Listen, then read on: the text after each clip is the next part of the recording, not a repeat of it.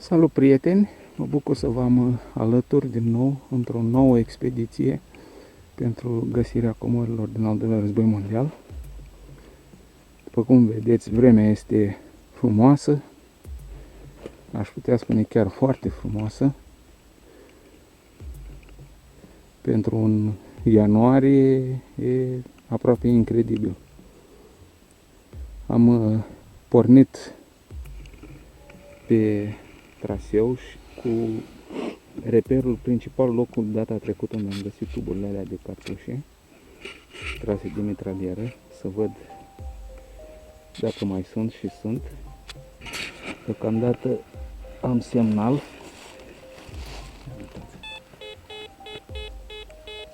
Deci cred că mai sunt destule. Ia uitați. Așa. Și o să vedem.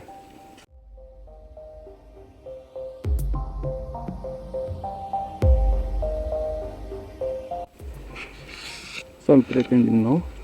Primul tub de cartuș în continuarea celor de data trecută, care l-am găsit, tras de mitralieră. Deci un Zdrojovka 1939 iunie. Da, tras de cel mai probabil, ca și celelalte, de mitraliera ZB-30 a armatei române. După cum vedeți aici, este un șanț sau tranșeu sau nu știu dacă a fost construit ca tranșeu, pentru că v-am mai spus, e destul de lung. Dar se pare că în acest loc a fost instalată o mitralieră și s-a tras destul de bine, probabil că în direcția aia dincolo veneau sovietice. Da, interesant și frumos, să vedem că mai sunt.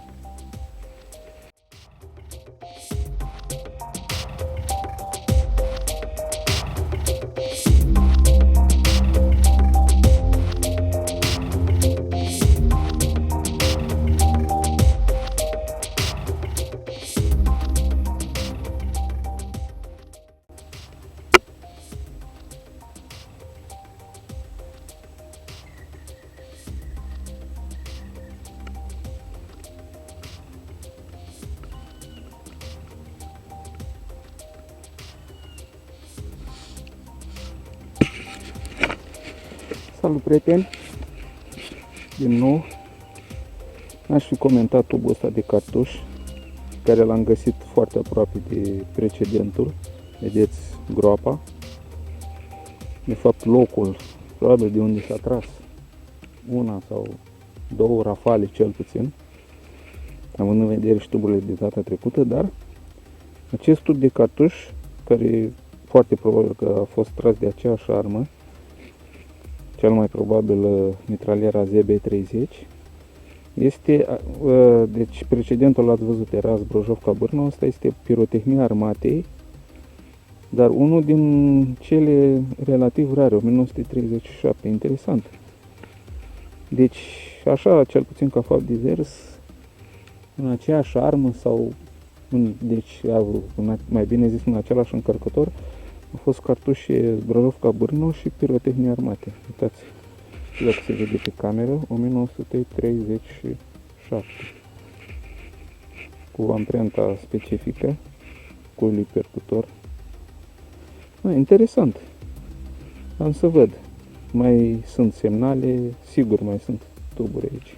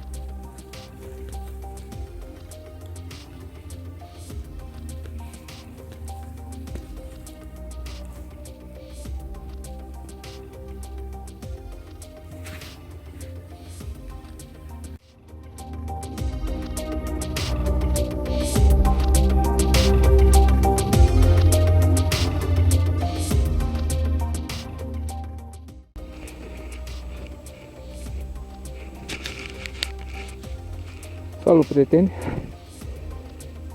Poate vă era doar de încă un tub din grupul celor de care v-am zis, trase de mitraliera ZB30.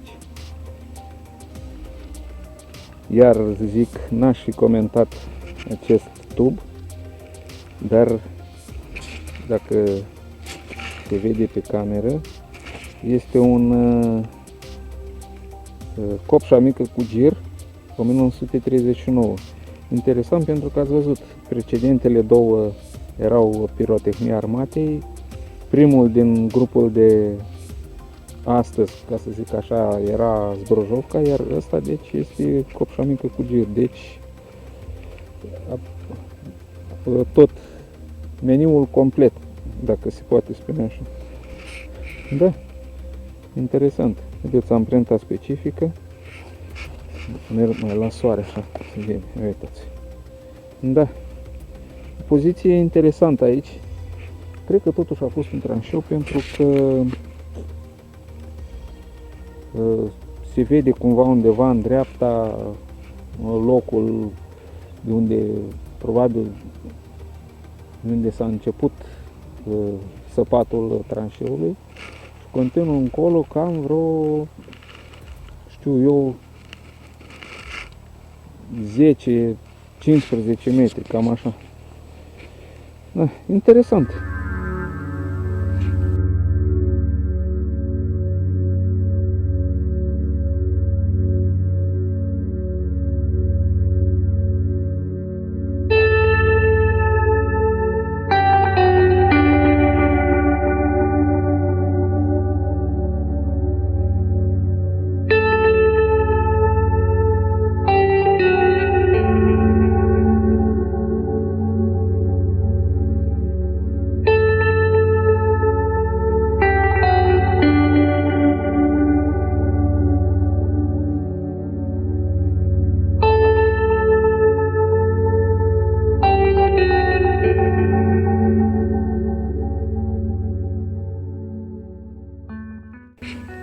Salut, prieteni!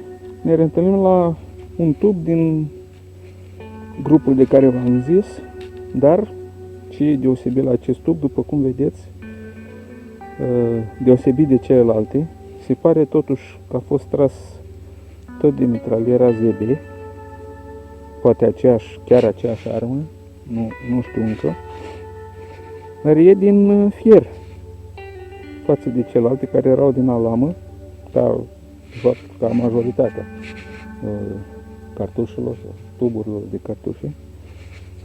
Da, se vede, uitați, ruginit. Dar aici încă se mai vede puțin, pare amprenta, da, de la mitraliera ZB. Deci un tub de cartuș Mauser 792, ca celelalte, dar făcut din fier sau oțel, știu eu. Interesant, uitați. Deci, vedeți și voi cât de aproape de celelalte. Da.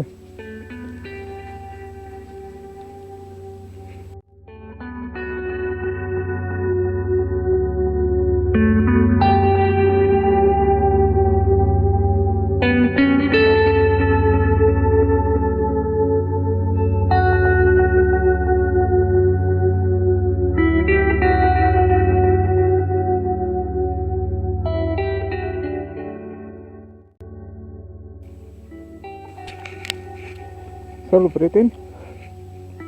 Ne revedem la un tub tot 792 Mauser, dar se pare că a fost tras de o pușcă. Interesant, vedeți locul, de fapt zona mică în care am găsit tuburile trase de mitralieră și acolo, practic sub frunze, foarte puțin în pământ, tubul ăsta. Este tras cel mai probabil de o pușcă. Probabil ZB VZ24 sau cine știe, Kar 98, Mauser, nu știu. Am să-l curăț, bineînțeles, și vom vedea ce alte informații ne oferă.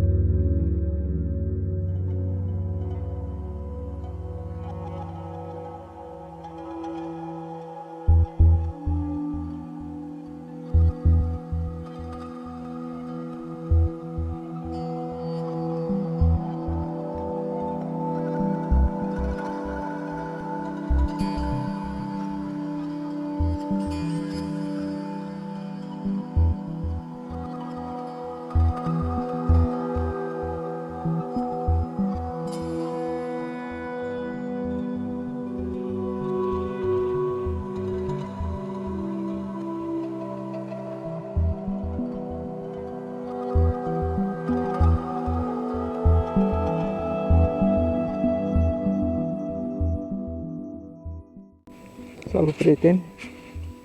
După cum ați văzut, tubul de cartuș pe care l-am găsit ultima dată de alamă 792 Mauser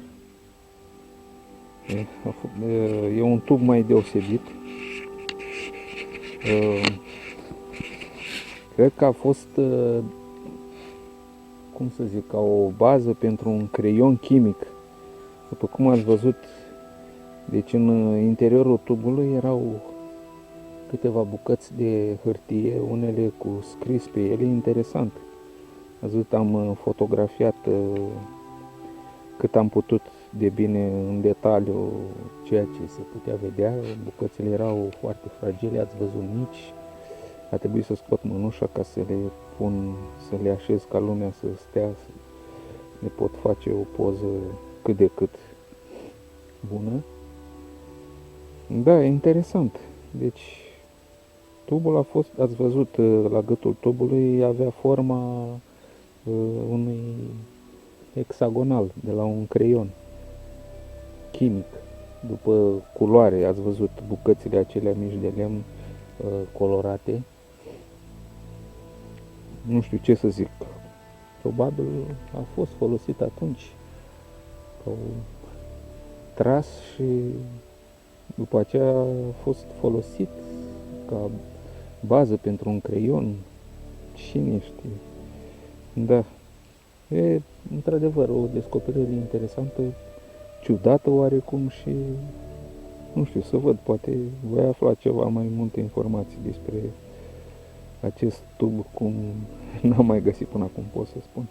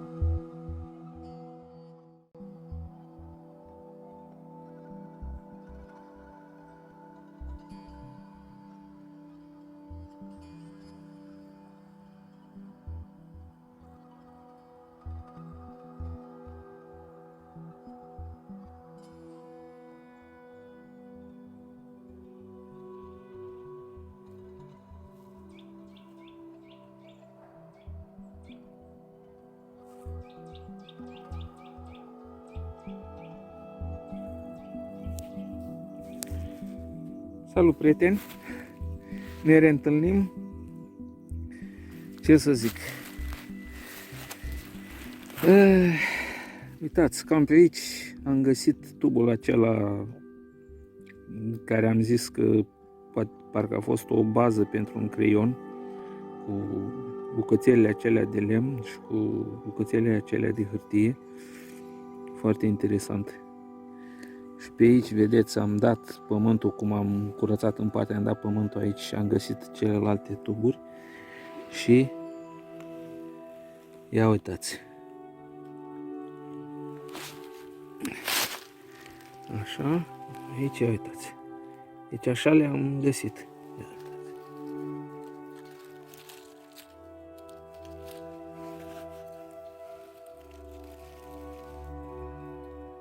Două tuburi Mauser 792. Se pare că ambele trase de mitralieră.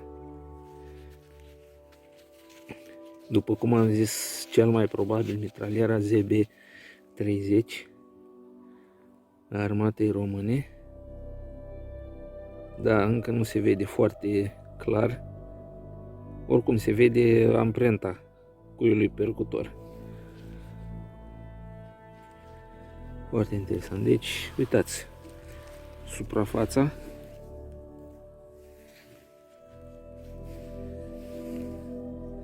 Unde am găsit celelalte. Da, interesant.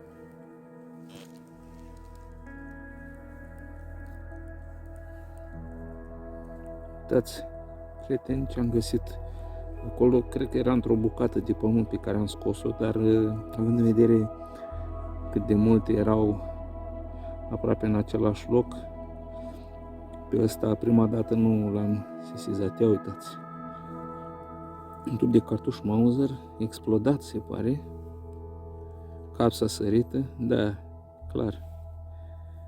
Da, am mai găsit tuburi de genul ăsta, dacă pot spune așa, explodate, undeva mai încolo, cam la, știu eu, vreo 80 de metri, dar acum ceva timp. În orice caz e interesant asta și am impresia că e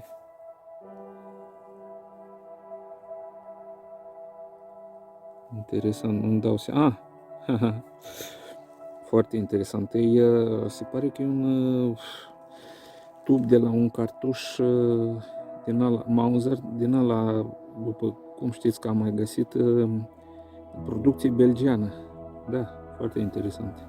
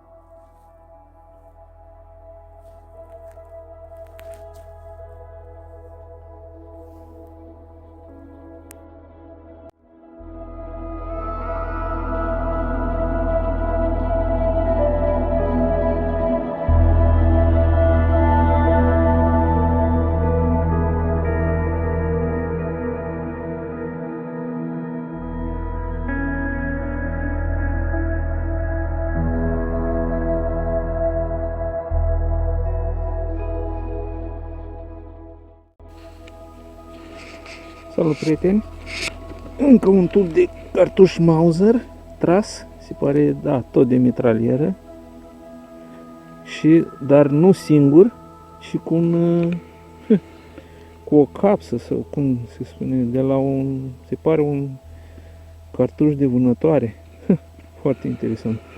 Aici, aproape de suprafață. Cam pe aici așa. Ia să vedem. Da, 792.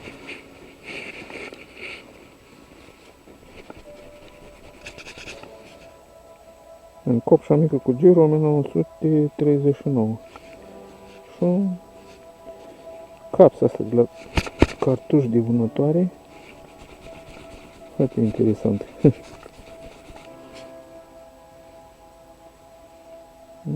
Nu se cunoaște prea bine, dar bineînțeles am să curăț și să vedem.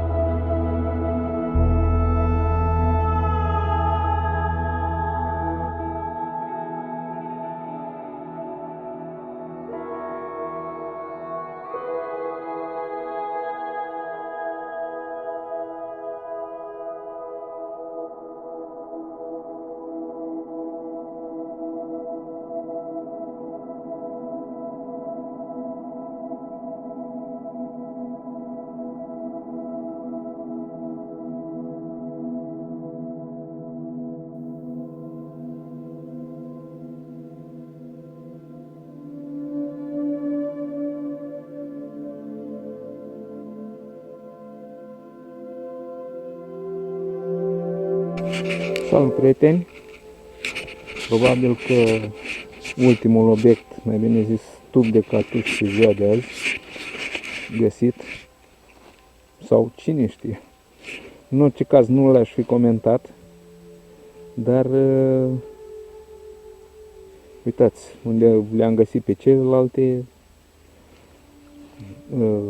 gropile pe care unele le-am mai acoperit, altele urmează să le acopăr.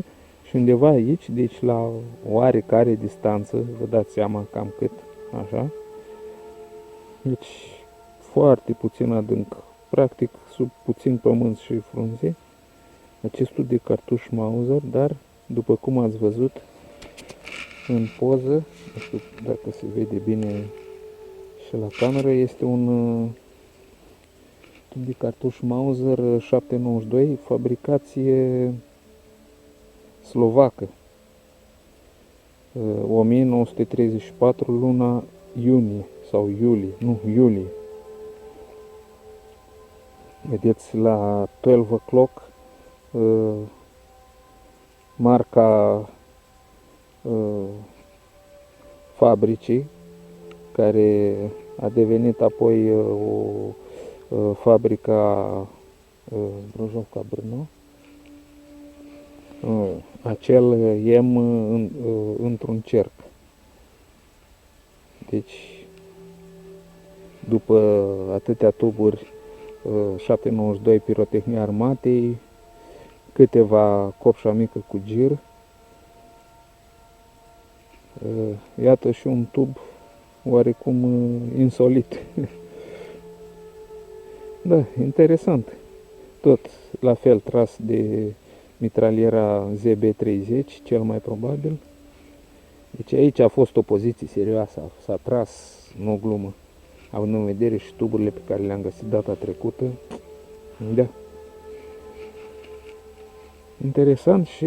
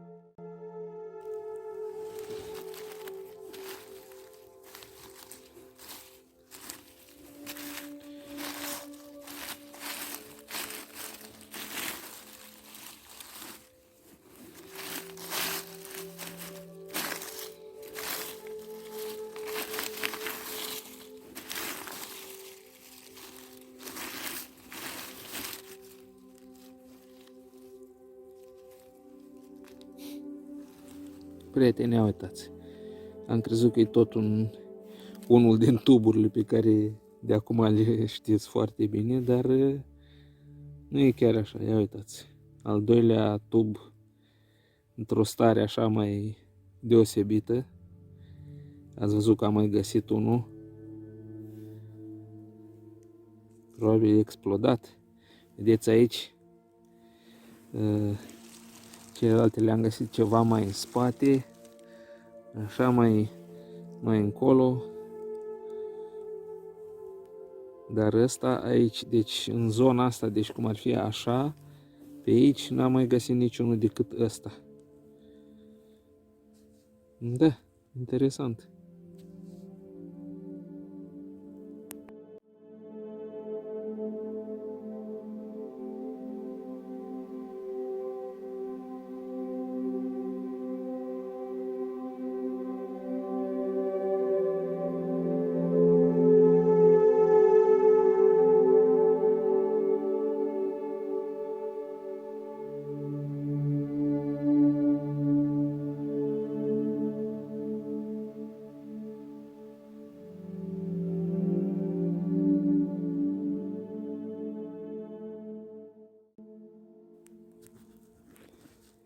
Deci, probabil un 762 Tokarev. Focus, ceva.